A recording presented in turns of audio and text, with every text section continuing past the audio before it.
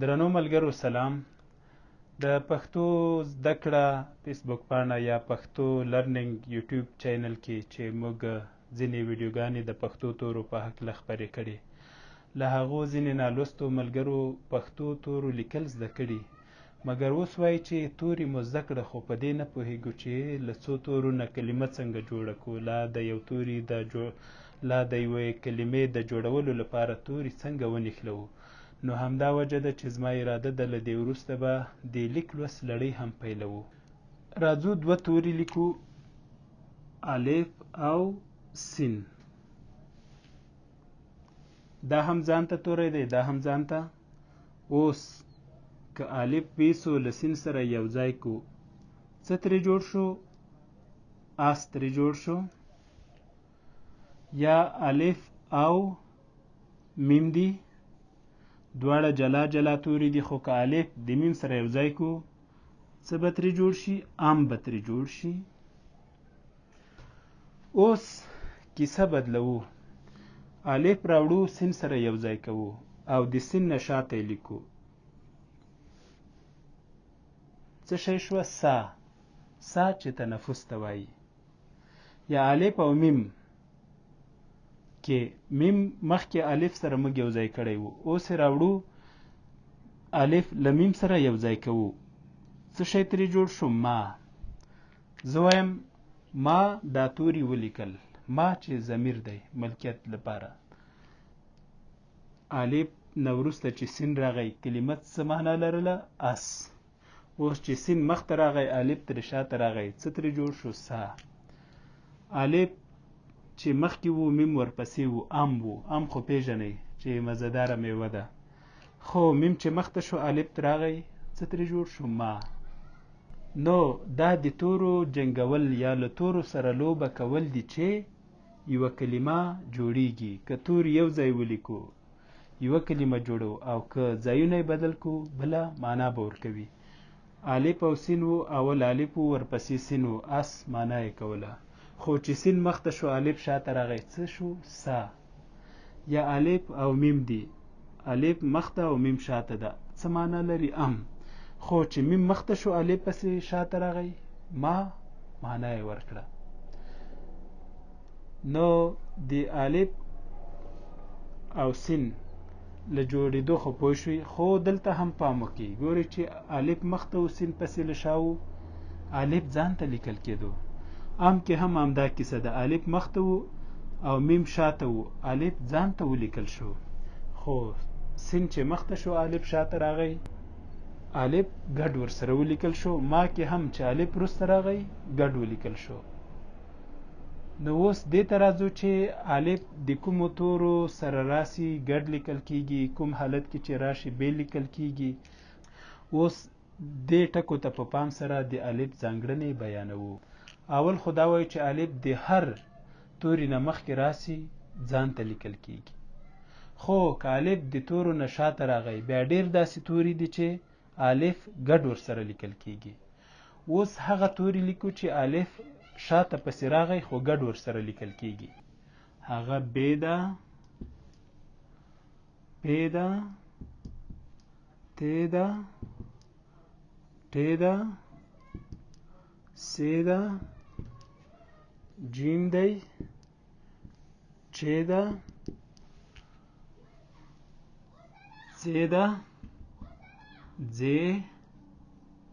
ح، خ، سین، شین، حین، صاد، دوات، طوی، زوی، عین، غین، ف، قاف، کاف،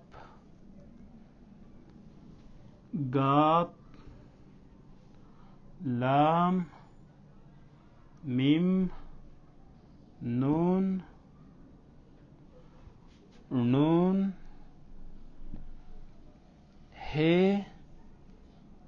او ی.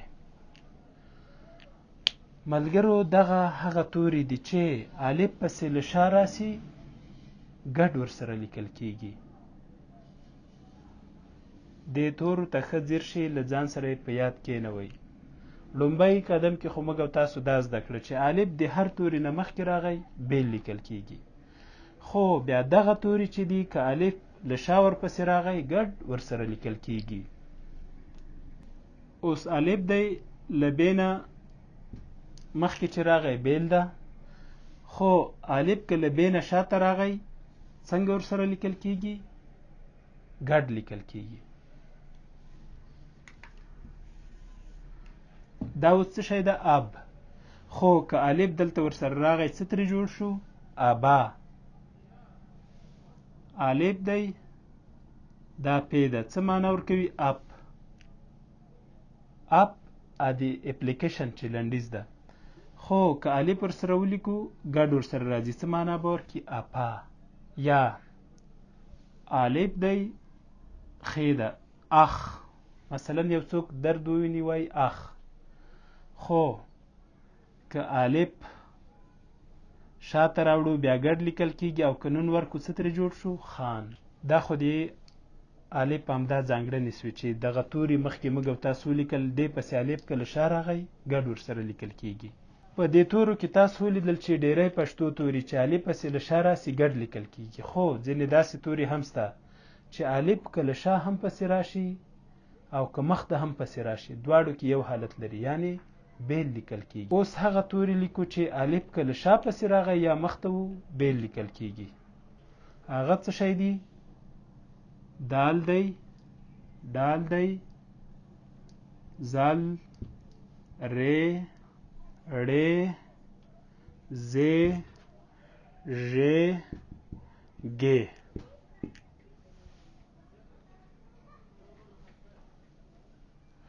واو. دال، ډال، زال، ری، ړې، زې، ژې، ګې. واو. دا هغه توري دي چې که الف ترې مخکې وو او که شاته وو بیل لیکل کیږي. مثال لیکو: الف دال بیل دي، خو که دلته الف ورکو څه ترې جوړ شو؟ ادا. ادا ناز او ادا ته م وایي، او ځینې خلک مشرانو ته هم د ادا نوم اخلي. ادا ترې جوړه شوه. دال نه مخکې هم الف یوازې و او د دال نه وروسته هم الف ځان ته لیکل کیږي. یا مثلا دال الف دا دا. دا ځینې خلک ورور ته وایي. دلته د دال نه که مخکې الف دی بیل دی، او که دال نه وروسته هم الف دی بیل دی. یا مثلا یو بل شی ولیکو: ریده الف دی را. او که دلته زی هم ورکو څه شی شو؟ راز ترې جوړ شو. الف له ری نه هم بیل لیکل شوی، له زی نه هم بیل لیکل شوی. یا مثلا الف دی ری پسې لیکل شوی آر ده. که واو ولیکو الف ورکو څه شی شو؟ اروا. له واو نه وروسته هم الف څنګه ده؟ بیل لیکل شوی. یا بل مثال ته راځو: الف او واو. څه او؟ مثلا ته وایې ننګیالی او بریالی، دا او شو. اوس که دلته الف ورکې څه ترې جوړ شو؟ اوا. او ری ورکې اوار شو.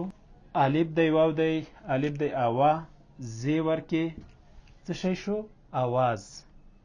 ګورئ الف له واو نه مخکې هم بیل دی، واو نه وروسته هم الف بیل دی، او زی نه مخکې هم الف څنګه دی؟ بیل دی. خو که له زی نه وروسته هم الف راشي څنګه به وي؟ بیل به وي. زاهد.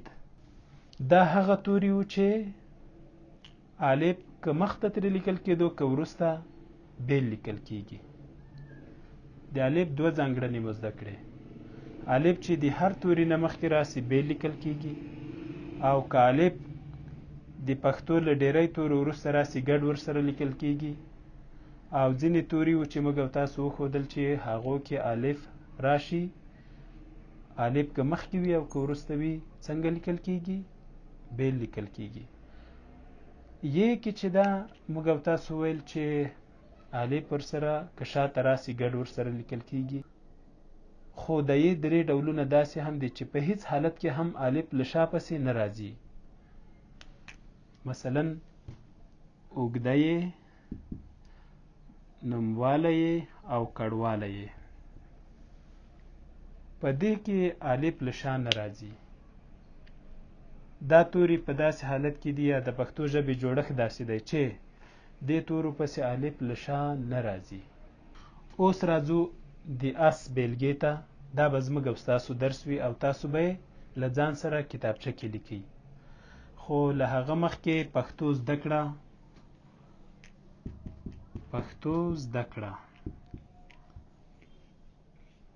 فیسبوک پاڼه خوښه کړئ او له نورو ملګرو سره یې شریکه کړئ.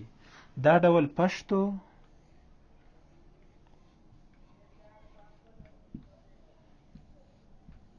لرنینګ،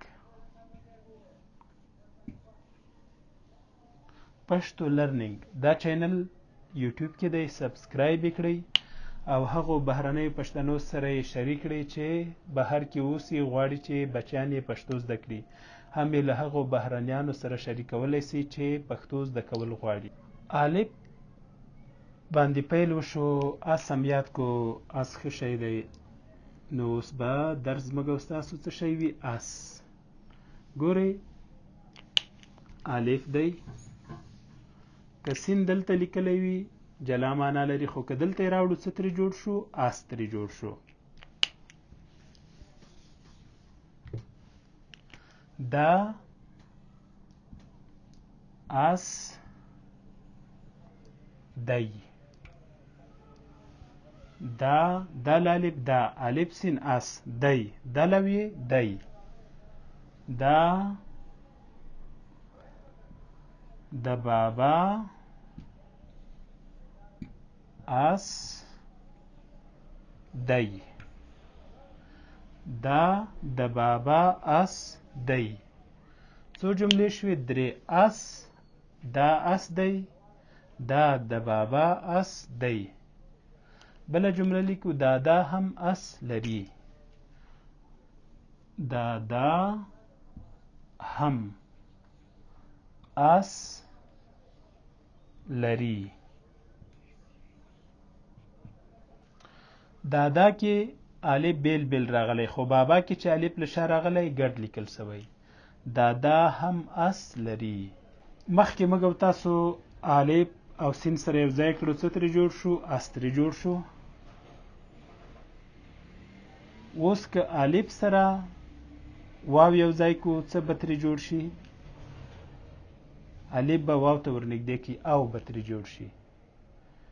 خو اوس الف دی، واو دی او ری ده. دا که درې واړه سره نږدې سي، الف سره واو نږدې ولیکل شي، واو پسې ری راشي، دې نه به څه جوړ شي؟ اور. تاسو به خپل ځان سره ولیکئ. پوه شئ؟ ګوره پښتو املا یا پښتو لیک لوست څومره اسانه ده. الف هلته لرې دی، واو لرې دی، ری لرې ده، ځان ته توري دي.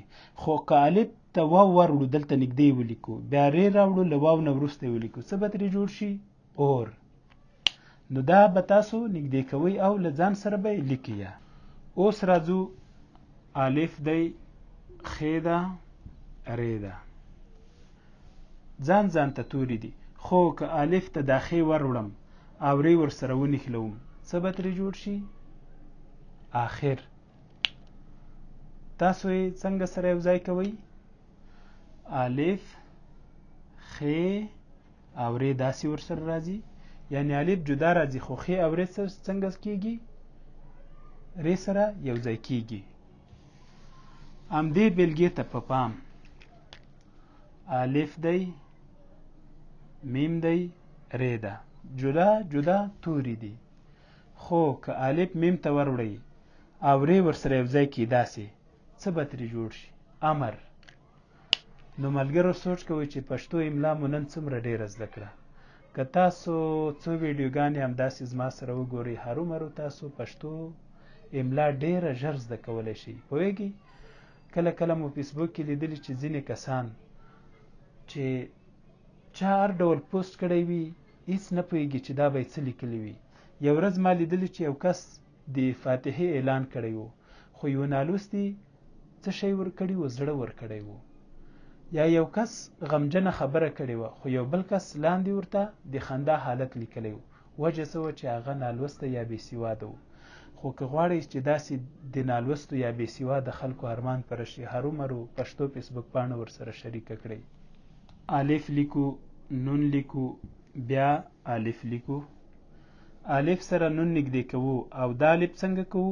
د نون باندې داسې کشوو، څه به ترې جوړ شي؟ انا. یا مثلا الف دی، دا غین دی او دا هم الف دی. الف سره غین نږدې کوو او دا غین دغسې کش کوو، الف ورکوو، څه به ترې جوړ شي؟